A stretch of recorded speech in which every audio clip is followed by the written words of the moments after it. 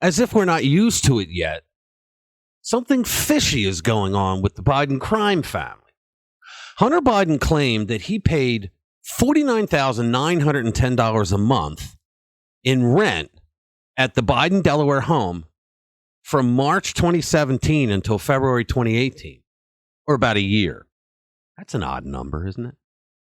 What's really odd is that Hunter has claimed that the house in Delaware belongs to him, and Joe, the big guy, has claimed that the house belongs to him. Now, if Hunter owns the home, then why was he paying the big guy nearly $50,000 a month? Now, that would be a great question for a fake news media pundit to ask. Let's get into it. Hey, everybody. Welcome back to the channel where we are the antidote to the daily onslaught of radical woke Marxist propaganda. So, the total amount that Hunter paid in rent comes to about $598,920 in the time that Hunter lived there. Now, scam artists set up little operations like this to launder money. So if Hunter was getting money from foreign actors, and please, it's not even a question at this point. Okay, he has been getting money from foreign actors. From China, we know of 31 million. That's just from the laptop alone. Okay, well, he could be using the house as a way to pay the big guy. Maybe others too. On paper, it looks like he's paying rent, $49,910 a month to be exact. But the more we look at it, and the more we see the house itself, it looks like that's how the Biden crime family was paying each other. Now, old Joe claimed that he only received $19,800 in rents. In 2018, Biden listed no rent received.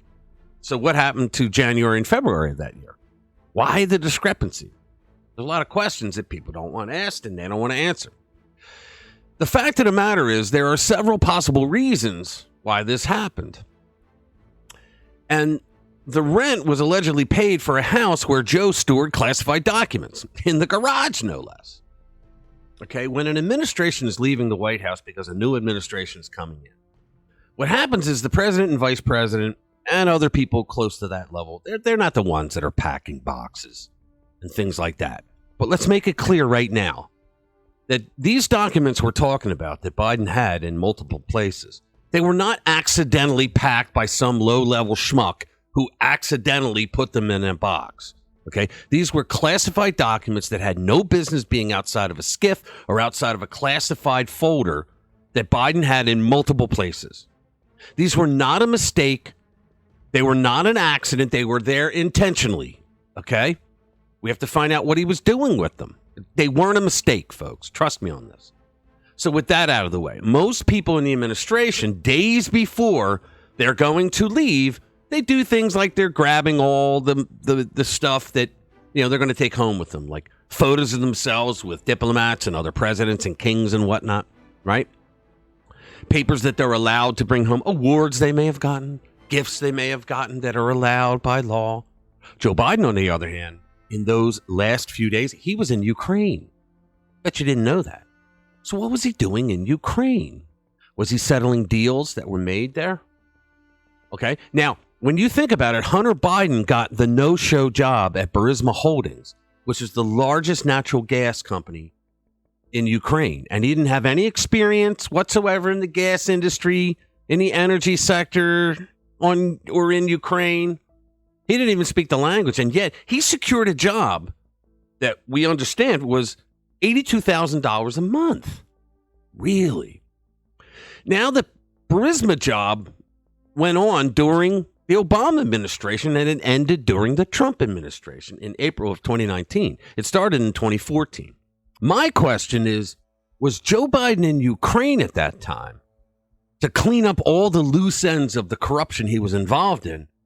Because of circumstances that were beyond his control, he realized he wasn't running for president, which is what he was supposed to do.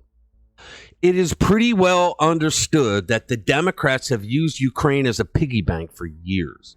Okay? Democrats were making money hand over fist from the corruption in Ukraine. Joe Biden saw that and he wanted a part of it. Could it have been that Joe was trying to get rid of loose ends from the deals that he made? I mean, he strong-armed President Poroshenko to fire the prosecutor who was looking into Burisma Holdings and Joe's son Hunter for corruption. We saw it on video. He admitted it, the moron. Okay? A country like Ukraine is not going to go after the son of the vice president of the United States unless there's serious corruption going on. Now, it had been reported back during the Obama administration, I believe by the New York Post, that Joe Biden tried to get weapons and money sent to Ukraine. I believe it was over the Crimea thing. Obama shot the idea down. Remember, he sent blankets. Everybody laughed. Wait a minute, you sent blankets? You know, European countries are sending more than the U.S.? Now, I am speculating that what happened was Joe Biden wanted a piece of the action of what everybody else was getting. And he makes deals with Ukraine. They pay the Biden crime family, and in return, he's supposed to get weapons and U.S. taxpayer dollars sent to Ukraine. So his son Beau dies, unfortunately, and he doesn't run for president. He says he was too distraught, and I believe him. And so he doesn't run.